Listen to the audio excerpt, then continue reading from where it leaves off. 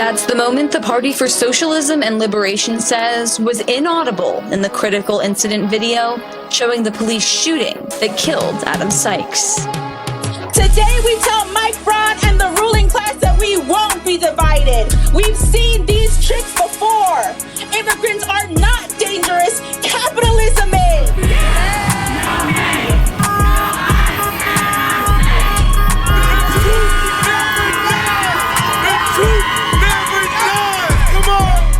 Welcome to another episode of Naptown People's Radio, a weekly podcast brought to you by the Indianapolis branch of the Party for Socialism and Liberation. I'm your host, Dani Abdullah, and I'm joined by my comrade and co-host, Derek Ford. We're here to guide you through the pressing issues facing Indianapolis from the perspective of our people, not our oppressors. And as organizers involved in these issues, we're not just talking about the news, we're making it happen.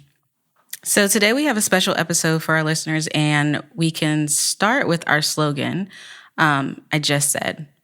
We say we're making the news happen because the PSL in Indianapolis and across the country is deeply involved in all struggles facing working and oppressed people. But we aren't just activists going from one struggle to another. Well, we're building for a revolution, which means that our action is always informed by and, in turn, helps develop our theory or the theory of Marxism and Leninism.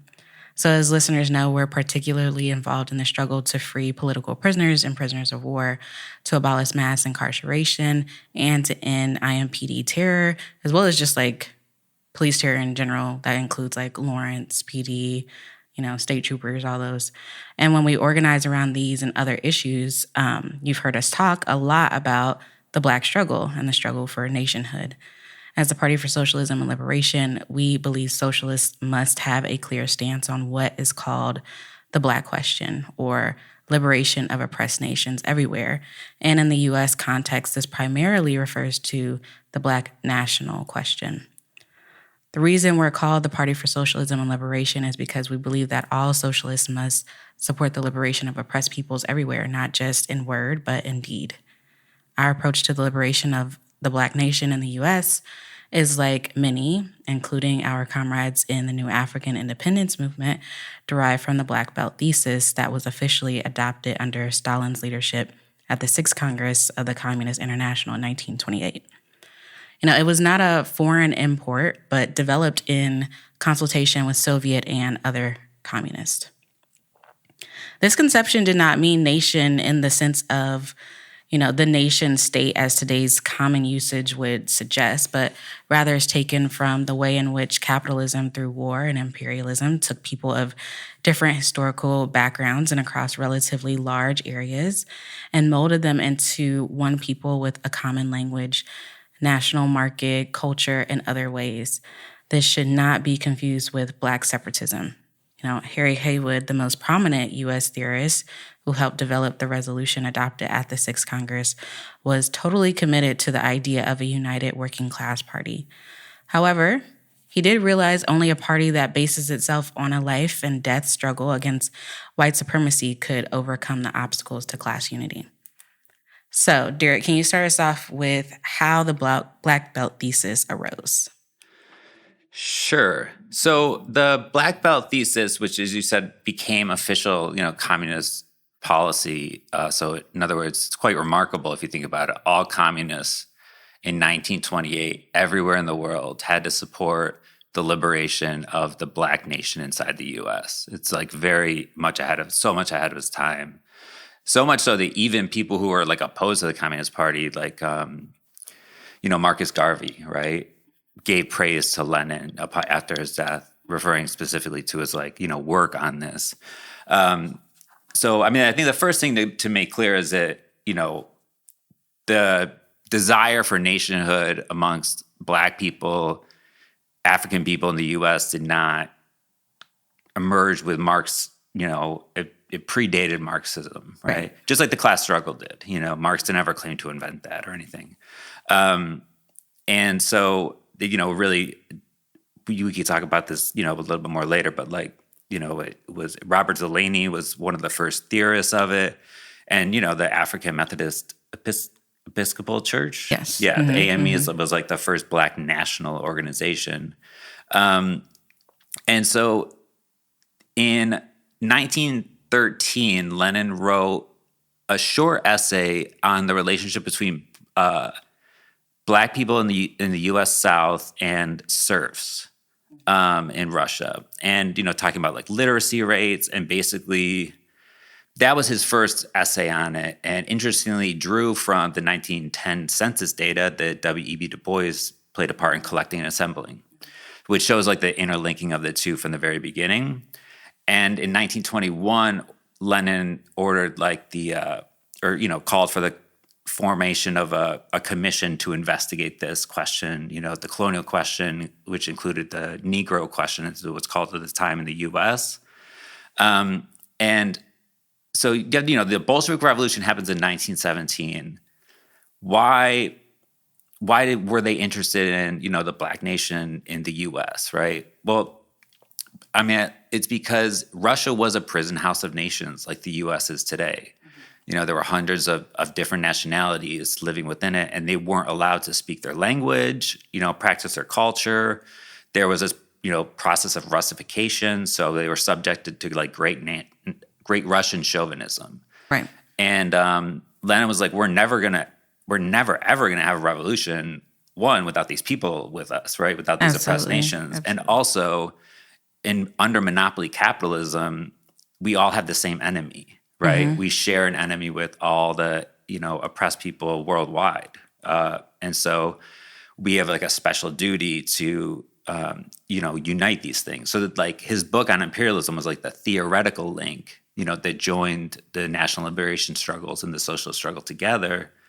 And then after the revolution, 1917, in 1919, the Communist parties start to form. So that's when socialist and communist parties split. Communism and socialism split, right?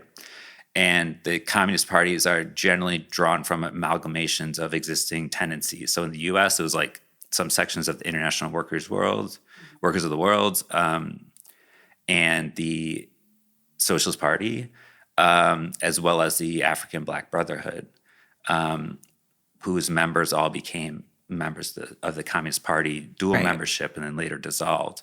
And so the USSR also is bringing over, obviously, representatives from the Communist Party and to these congresses of the Comintern. And there they began to be exposed to this thinking about the national question in the Marxist-Leninist sense, where, a nation is like, as you said, people with like a stable territory, psychological makeup, economy, culture, habits, traditions, etc.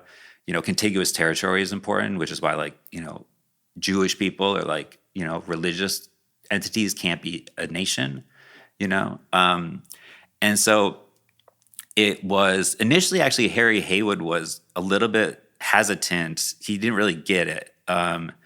He was like, well, because it's a different way of understanding Black oppression and like racism than, the idea that that race exists is like a real thing. You know what I mean? And so, but it was like they were basically, the data showed that there were like about 200 counties in the South where Black people comprised the majority. Right. And although obviously, Africans in the U.S. came from all over the place, the common experience of slavery forged them into a people. And I think you can see that today with just think about how many poor Black people still love Obama. Right. Or like Jay-Z. Right. And there's different classes, right, within all nations, but there's also that unity because it's an oppressed nation.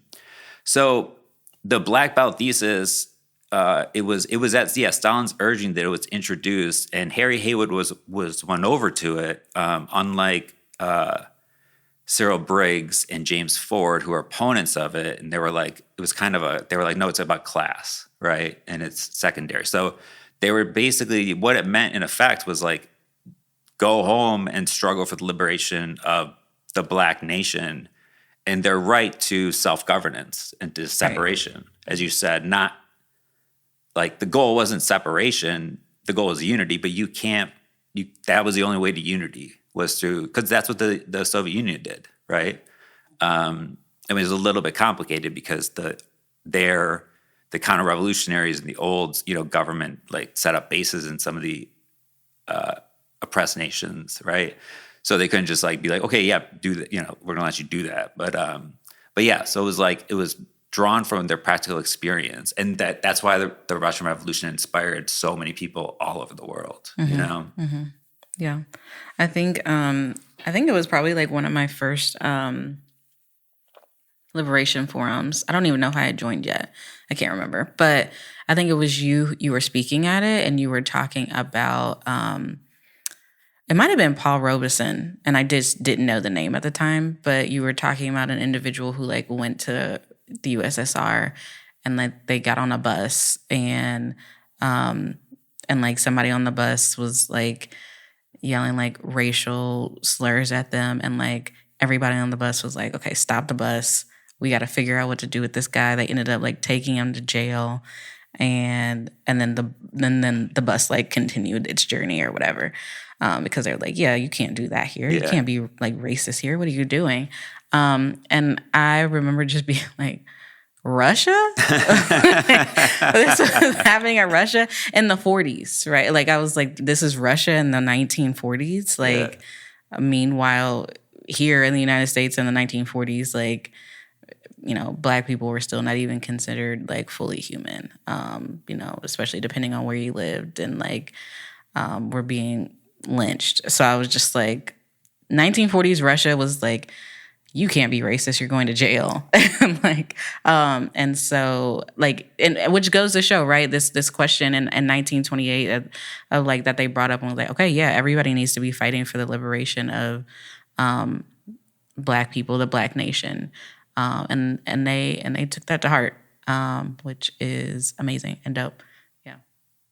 Yeah. And I think like, that was instinctive for them because they had, obviously that you have to overcome like, there's, the primary idea with like the liberals present to us is that racism is like a problem of mentality, and like we, white people, we just have to like confess everything that we've done and we've thought that's racist, and like, there's no way we can never be not racist because of propaganda and like our, whiteness or whatever. And so we have to like, I don't know, just confess all the time and sit in circles with each other and like have separate groups, and whatnot. But like, that's not how you build unity. And like, not like, obviously national chauvinism and white chauvinism are very, very real phenomena that leave no white person untouched. Right.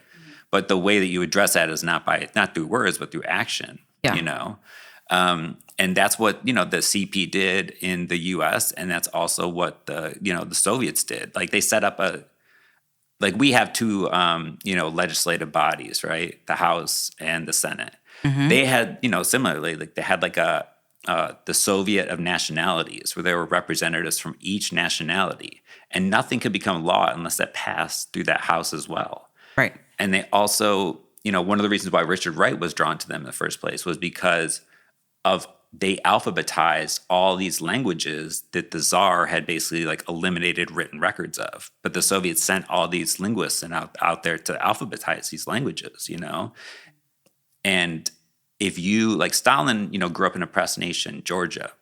So as a schoolboy, he would get in trouble for leading like protests because you weren't allowed to speak, Georgian or read in Georgian, and they would do that. But all of a sudden after the revolution, if you have like 3 or more kids of the same nationality in a school, you had a right to petition a school for your children to be taught, and therefore all children to also be taught in their native tongue, right? To read and sing in their native tongue, eat, their native foods and everything. So that was also how unity was built, because like, it wasn't about like, okay, we're going to put you in this classroom where we speak this language, right, eat this kind of food. No, everybody did it together. Yeah. And right. And so people who are, new Africans or Black people who are living in this country during that time, who are like seeing that or reading about that, right? Like, of course, like that's what we want. That's what we're striving for. Is like, Shaka said this very well, and I feel like it was maybe the documentary. But like to like take Black children and one, strip us of our heritage, strip us of our names, strip us of our language, and then make us pledge allegiance to their flag, right? The flag that has just stripped us of our culture, or at least attempted to. And then, like, yeah, of course we would want to, like, we would see another country being like, okay, actually, here's your language back, here's your culture back. And matter of fact, you can petition us to make it so that your children are learning in their language and learning about their culture and learning, you know, all those things. Like, of course we would want that, which is also why the United States was like, and honestly, still to this day, there's this like weird, like, fetishizing of like demonizing Russia in general. And it comes from that, of like this fear that people, especially back then during this time when it was the USSR, are like going to see this and like, oh, I want that. Yeah. You know? And I mean, you can say the same for Cuba in a lot of ways years later, of like, what do you mean that children went out and taught, you know, people to like read? Like that's wild. You can just do that. Yeah. And just eradicate illiteracy in like a year. Yeah. You know, just people volunteering to go out in the countryside and like teach 80-year-olds how to read and write. Yeah. And like to live with them. And they would also learn how to, you know, work the land and stuff because they're mostly from the city. Because, right, they're from the city. And so like and it's reciprocal. Yeah. Right? Like there's just as much that we can learn from each other. Yeah. And I think about like in particular, this like separatism that you see a lot. Like first off, that's a ploy to like get us to not work together, right? Because if we're not working together, then we're working against one another. Right. And we're going to continue to stay in the same spot that we're in right now. But I'm thinking to like 2020, 2021 even, and like some of the chants that were happening of like, okay, only the Black people can say this chant, which like, that's wild. First off, like only the Black, like not segregation of the chants, but also like, how are we meant to work together if like here is like, and I think it's a metaphor for a bigger issue of like, we can't even say the same chants. So how am I supposed to trust that we can like work together and we can work together well? And Richard Wright was my introduction to socialism. I didn't know who Marx or Lenin was, but I knew who Richard Wright was. I knew who Huey P. Newton was. I knew who Angela Davis was, right? Like those are my introductions to socialism. And we were talking about this before we were recording, but like Richard Wright, kind of towards the end, at least of his writing career, like wrote this piece where he was like kind of questioning like white people and white comrades in particular of like, what do they really think of him? And the only way that he was able to like work through that was like being with them, right? And having conversations with them about like very important topics. Richard Wright was like, as we all was a very complicated individual. And one of my heroes, even though like sometimes I kind of like squint at him a little bit of like the things that he was doing, but like asking very like real questions. Yeah. I don't know any Black person who has never been like, okay, I wonder what they really think, you know, like, is this real or is this not real?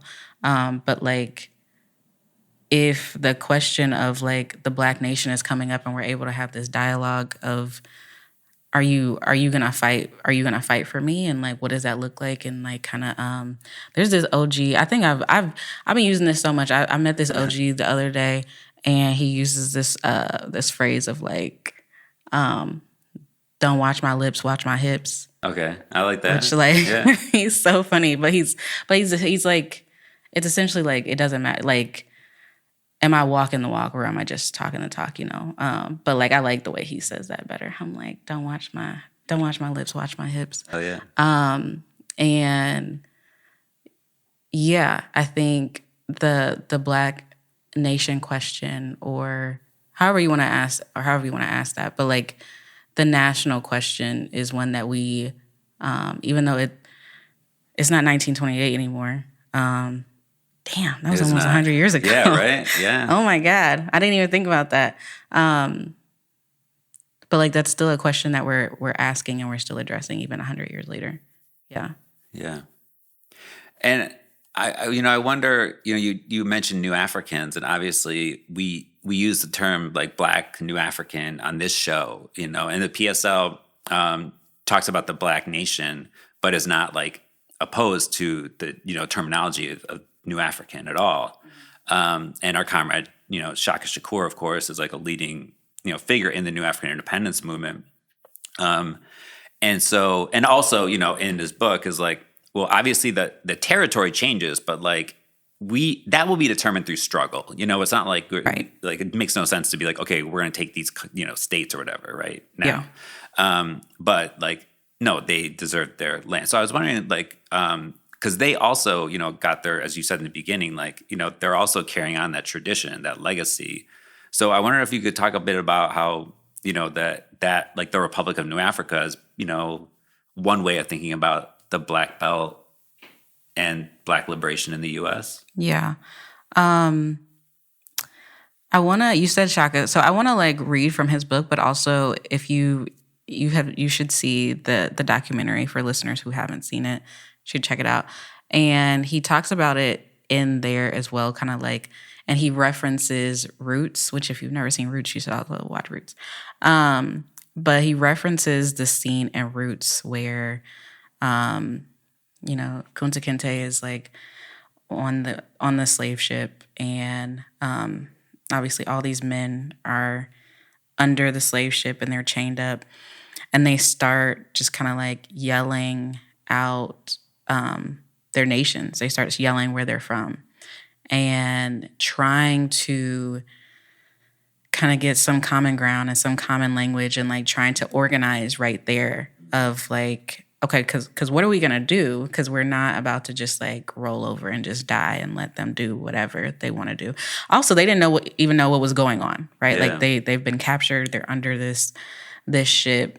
They're chained up to each other, chained up to their enemies also, like, right? Like these, like it's not like they were like, not all of them were like cool with each other either. But in that moment, we have a common enemy and we need to figure out how we're going to get out of this situation.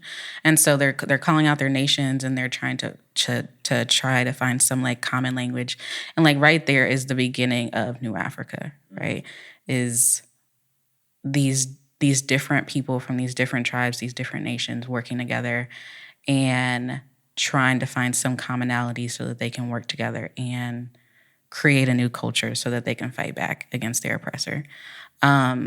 And Shaka says it way more eloquently than I just put it, but that is an example, or that is the example of like the beginning of New Africa. Now, in Shaka's book, Manifestations of Thought, if you haven't read it, you should read it, and you can pick up a copy at the Indie Liberation store. But he goes into the Republic of New Africa, and this is in chapter 6 that I'm about to read from. And he says, we were kidnapped from Africa and brought to this country as slaves. Many ran away and established communities in the woods, mountains, and swamps. We armed ourselves and created bases in which we could operate liberated zones to which other enslaved brothers and sisters might flee. Others organized rebellions aimed at destroying slavery and liberating territory from which to build an independent state. To the Black people who were forced to come to this land, Black nationalism was not taken lightly. Although brutally crushed, our ancestors continued to revolt. Although sold down the river, they continued to escape. Independence and self-determination were what they wanted. These Blacks were in effect laying bricks on a foundation that was later to become known as the Republic of New Africa. The process that gave rise to what became defined as the New African Nation started on the African continent and carried over to North America.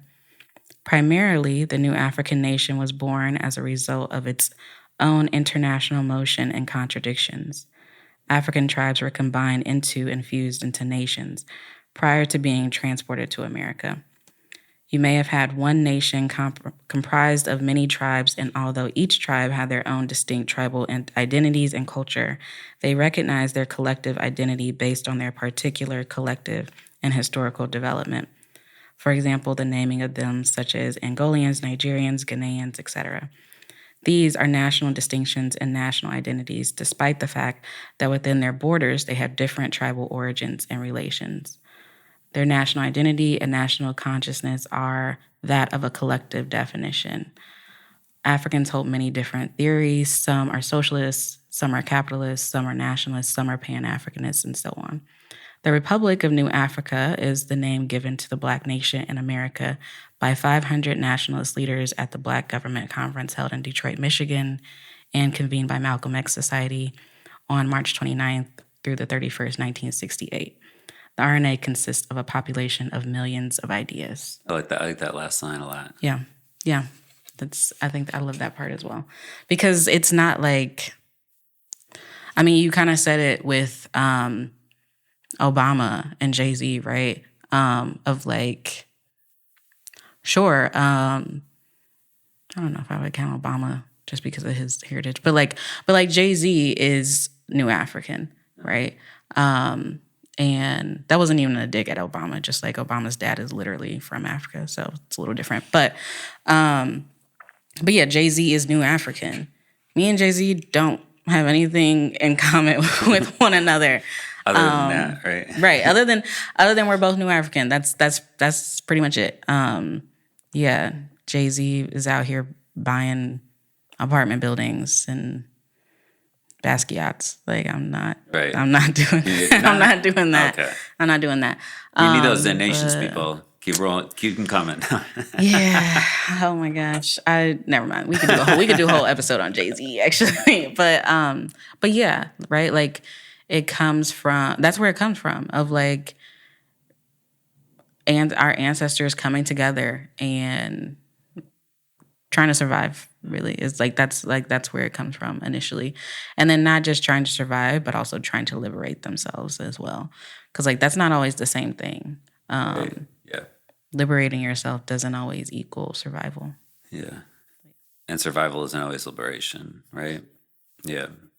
Yeah, no, I remember talking to Shaka about this and saying like, well, you know, early in our relationship and basically being like, you know, would you say like we think that the Black Belt Thesis was the first thesis to give a coherent framework for thinking about the oppression and liberation of Black people in the United States or New African people in the United States. Mm-hmm. They could really inform like strategies and tactics and how to deal and fight white chauvinism, even within our ranks, right? And he was like, yeah, no, definitely. And that just, you know, kind of like affirmed for me, like, okay, yeah, like this is, you know, a continuation of this tradition, right? Mm-hmm, mm-hmm. And, you know, one of the reasons why, you know, we work so well together is because we're fighting for the same thing, you know, mm-hmm. and prison is such a central fight in the Black struggle, the New African struggle. Yeah.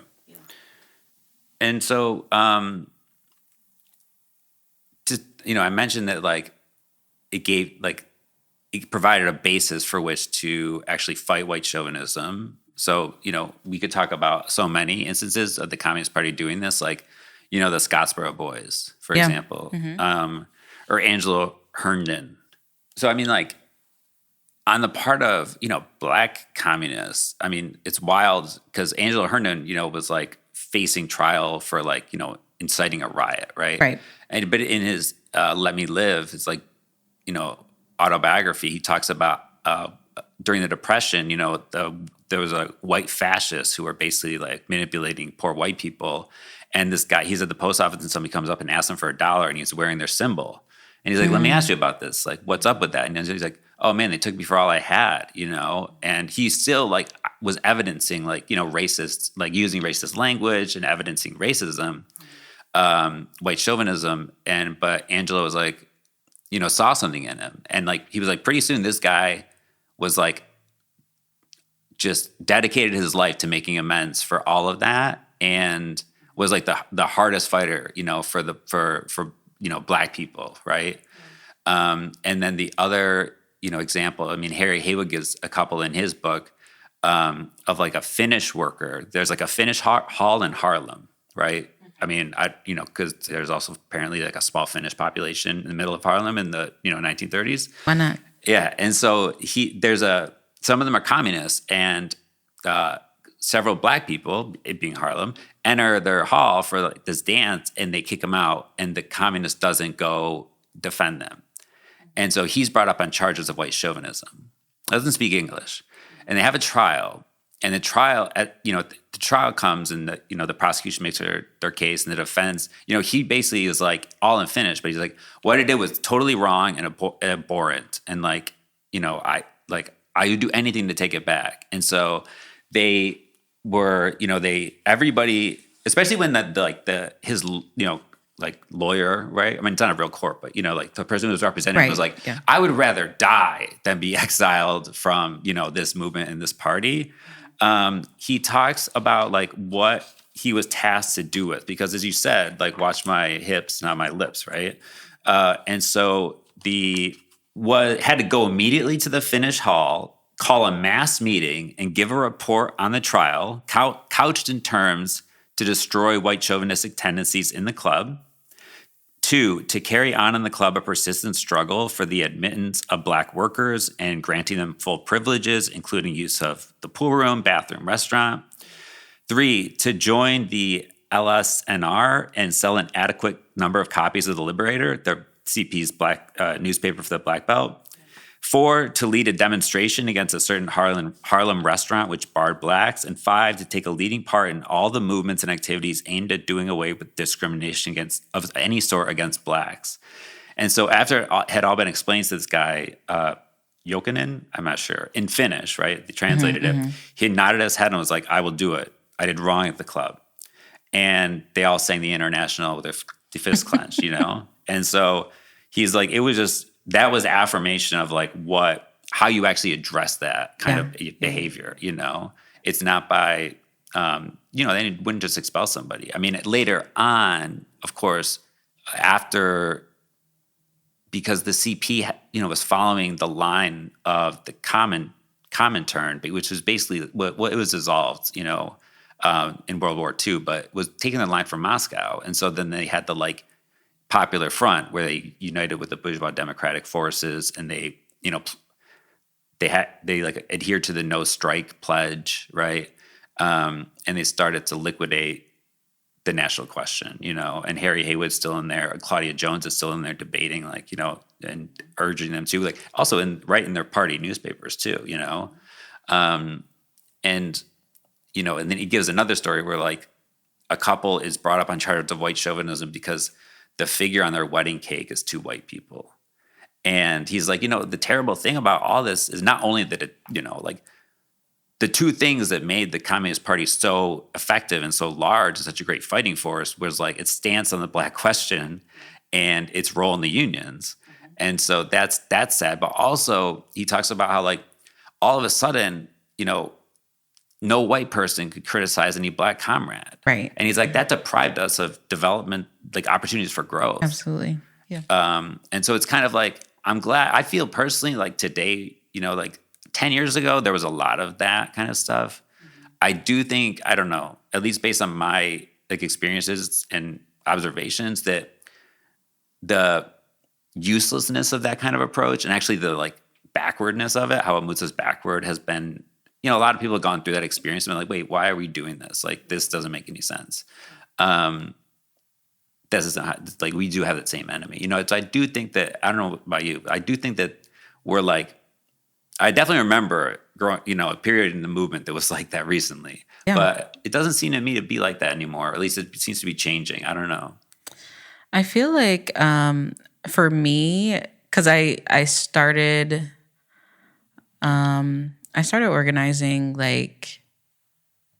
in the late 2010s, whatever. I started organizing right after Trayvon Martin was killed, right? Yeah. So how old was I? I was 19, 20. So not late 2010s, early 2010s. And I feel like that was like very prevalent at that time, right? And at the time, I wasn't really like questioning it because I was so young and I didn't know what I was doing. And I was calling myself a socialist, but I didn't fully know what that meant, except like I cared about people, which honestly, like, great place to start. Yeah. But like that is kind of what burnt me out, was the like identity politics and the segregation within the movement of like, white people, this is your role and this is what you can do. And like the like kind of like the white tears and the white guilt. Which like, I mean, you should feel guilty for some things. But the emotional toll that it would take on myself and like other people I was organizing with who were not white, like, was frustrating. I'll put it that way. And so it did when I learned about the PSL when I moved to Indianapolis. I was like hesitant because I was like, I don't want to deal with this anymore. You know, I want to still do work. I still want to help people. I still want to do that. But like, I did not want to get involved in an organization where I was going to have to like worry about white people's feelings. And like, I didn't want to have to deal with that. I will say, I think there is, I don't have to like necessarily deal with that with comrades.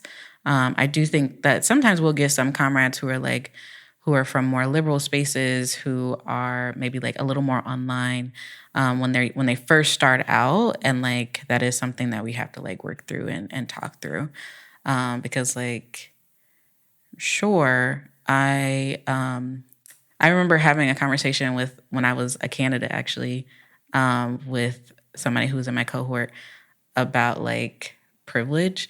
And I said something about like, well, I went to college, like, so I have a little more privilege than you. And like, and I was joking, but she was like, okay, Dani, but like she hadn't been to college. And I was like, I was like, no, like dead ass. I've like, that is a privilege that I've been able to have, right? Is like, I have had access to things that you haven't had access to. And that comrade is white. But like, it was an interesting like conversation about like, what is privilege and what does that even mean? And like, but like the fact that I have like I have multiple very expensive pieces of paper, right. And I'm an expert on something, right? Like that is like, people will listen to me about certain things because I have these letters behind my name, right? And so, and she didn't really recognize that because she's white. And she was like, well, you're black. So like, and so that was a very interesting conversation we had. But like, so I think it is still there. I don't think it's as common. I don't really see that here in the PSL, but I do see that in more liberal spaces of like, you know, we should listen to Black women. We should listen to Black women. I totally agree with that. I'm not listening to Candace Owens. Right. I'm not doing that, actually. We should not listen to Candace Owens. Although Candace Owens has been saying some very interesting things lately, but like, you know, even a broken clock is right twice a day. So whatever. I mean, Trump says some right. things. So, you know, whatever. But I will say, like, I think we as a society, I think we're getting further and further away from identity politics. I'm curious what listeners have to say to that. And if y'all agree with that or not, because I could just be in spaces with people who aren't doing that also. Yeah. I mean, it's definitely having to work in where revolutionary theories go to die, which I refer to, the graveyard of revolutionary theory, the academia. I will say it's definitely like a dominant trend there. But even then actually, like, there's so many fields where it's opening up and people are like, wait a second, like actually the first use of the term that we can really find is in the Combahee River Collective Statement, where they're explicitly socialists, you know, and they're like, yeah, like the whole point is about how we all have a common enemy, you know, it's like supposed to bring people together, Absolutely. right? While recognizing differences. And I don't think that, quite has the same like force as like those, approaches that are informed by the Black Belt Thesis, the Republic of New African Independence movement do. But, I think that that's getting slightly better too. But yeah, I would be curious what listeners think. And, I will say too, like, obviously there's good reasons for like, Black people to be skeptical about socialists, because there are many socialist parties historically that have been like class is first, and that, and then we'll have the revolution, and then, racism will be, then that'll be the second thing. We'll overcome that, right? And so that's, unfortunately, but nonetheless, like Black people are still the demographic, like the one like, national or ethnic, whatever you want to say, racial demographic in the U.S. to consistently favor socialism over capitalism, in like every single poll. And then so, like obviously there's more, they know, like people know that that is not the only way that it's been approached, and that's not the only party that's approached that there are other approaches like the one that we have, right? And I think it's like the way that we deal with it is just by struggling alongside people. Like Absolutely. I've never been involved in a struggle with like, with the victims of, IMPD terror, police terror, or, the prison system, where like I've gone in to like meet the family to like, and they've been like, oh wait, no, you're not allowed in here. They don't view me, I'm not a savior, obviously. No, I'm a fellow like worker, like, trying to like trying to help people out, organize and fight back. And and that's why it's so important to have like a multinational party to show in practice that we can be united. And like, yeah, there are going to be times when people make mistakes, right? But we grow. And if we don't, then, we have to leave. But we grow, And so, but yeah, it's just by working like side by side, not by having like segregated marches and organizations. Right. Not that Black people shouldn't, like have their own, organizations, right? Yeah. Oppressed groups should have that right. I mean, if we're fighting for the Black nation to be independent, right? That only tracks. But like, it's also weird to have a white people's only march, which there was in 2020 in Annapolis. Yeah, there was one not that far ago either. I think there was one a couple of years ago. That's not a good thing. That's not good. That's something totally different. Like, whites only. Well, yeah, that's right. What? What's going on? That's what Bavino was just Jim doing. Crow South? Right. Like, Jesus Christ. Yeah. No. Yeah, we can't do that. If you don't understand why, then like let's have a conversation about that in person. But yeah, I know that's how we grow, and that's how we learn, and like that's why we need comrades who are from different backgrounds. And like I am not able to grow if I don't get feedback, right? And that feedback cannot only come from people who have similar backgrounds as me and similar lifestyles as me, because we don't actually grow from that. Like I need people who like have experienced the world differently, or who have a different understanding of something in order to grow. So like, yeah, if we're not able to critique one another, or I don't know what people are saying anymore. I guess it's call in now. Yeah, that's a new PC term. Okay, call in. That I don't know if I like that. No, I don't. I don't know if I like that, because I mean, what's the difference between call in and call out? I'm still gonna go off. So like, yeah, right. So I mean, whatever. No, I'm not gonna go off. But yeah, I mean, that's how we grow and that's how we learn. So it is doing a disservice when it's like, oh, white comrades can't like call in Black comrades, because then I feel like that's also like a weird power dynamic as well. And if we're actually equal, then like let's be equal. Right. Yeah. Part of like the term comrade is to like evoke an equality that doesn't yet exist, but we are trying to make it happen, and so we're trying to practice that. So it's not like all power, like it's not like nationality doesn't exist when you enter this space, right? No, it's acknowledged, and like, but in a scientific way, not like, which I think that's the problem with privilege is like, yeah, like a homeless person who gets like 3 meals a day is privileged compared to the one who gets 1 meal a day. Are they, you know what I mean? Like that, Yeah. Does that matter? No.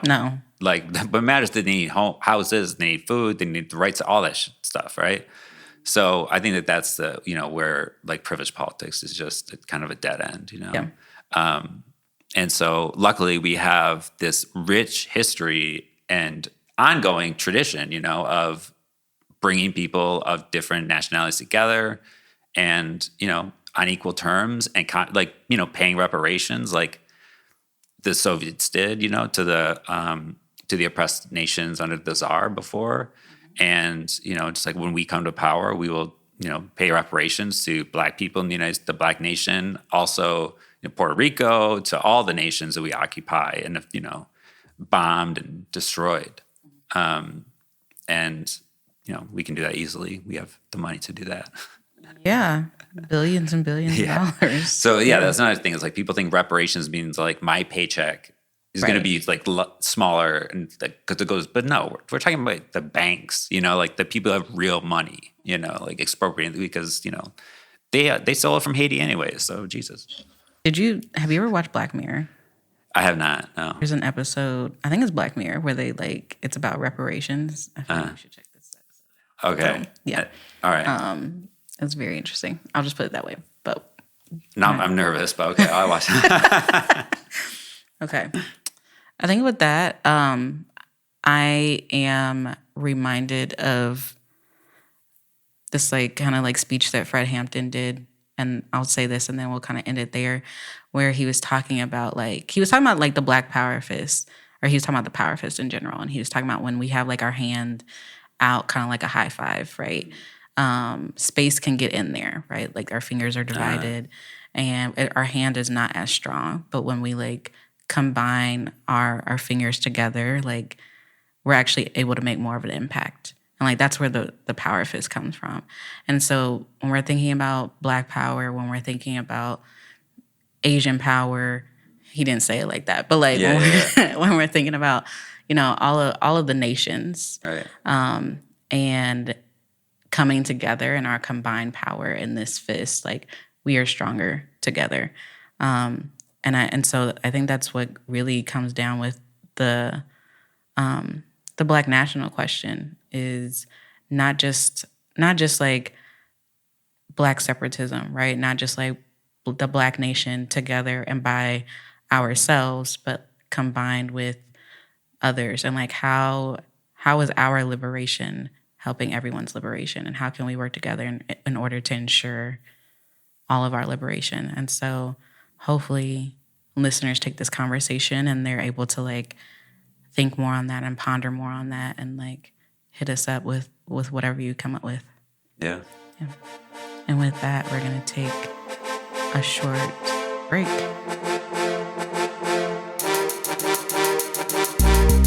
Hello, this is your co-producer Dakota Fronterhouse speaking. I wanted to take this moment to talk about the Indie Liberation Store located at 1619 Prospect Street, your one-stop shop for organizers and activists to learn, educate, agitate, and liberate.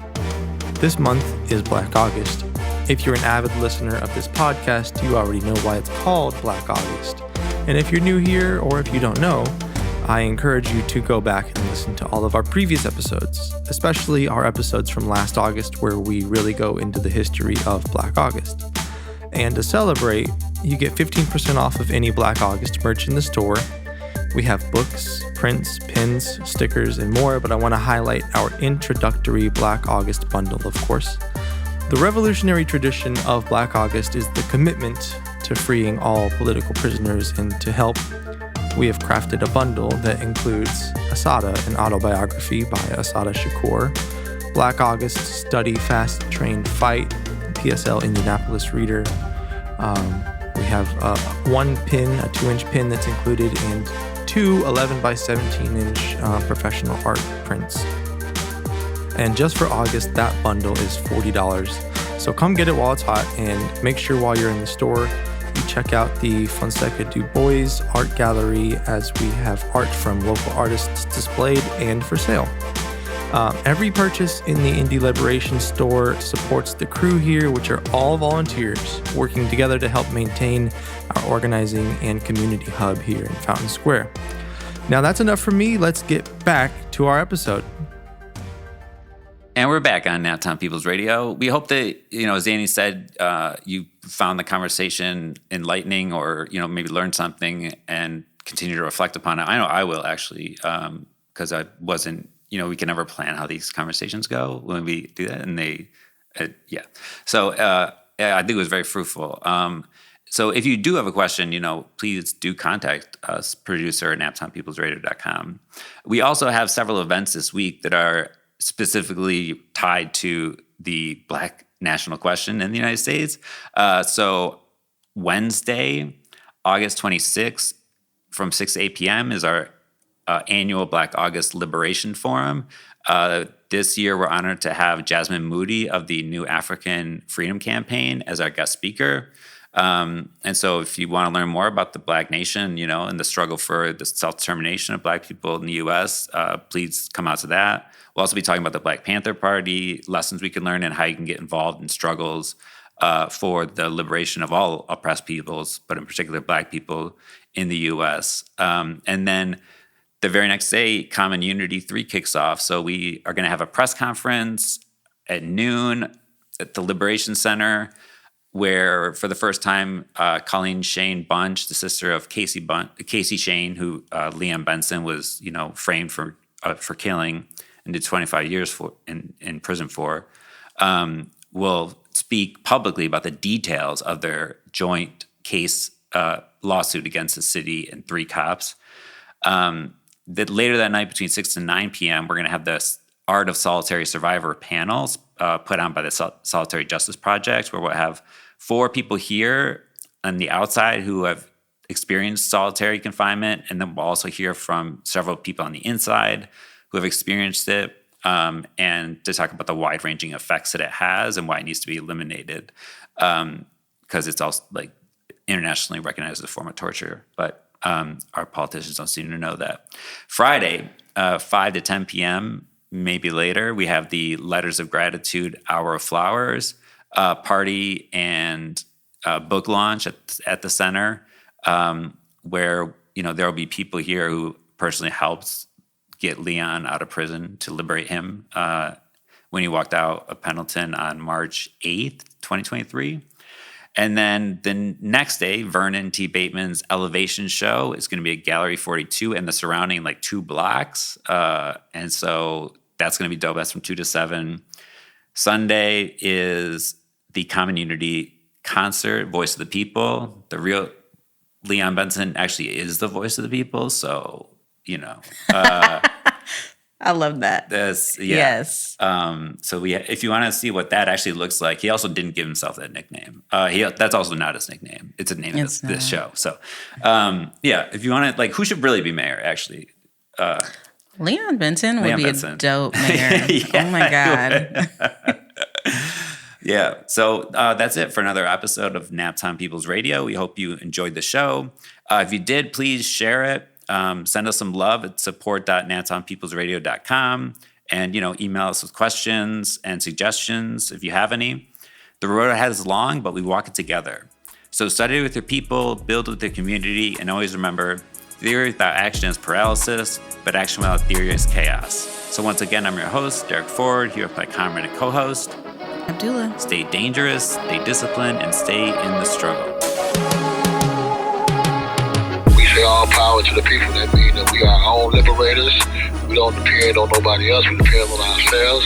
And we take responsibility for ourselves. And therefore, we step up for our organization. Those that are proven by their actions and their practice that they represent for us. All power to the people and peace. Collaboration. We act as if there's a scarcity of rights. If gay people get rights, women can't have rights. But that's not true. A victory for one is a victory for all. As Dani is saying, You talk about people being fearless in the face of whoever there is. They don't care. To the Liberation Center, I would say, this is what we need.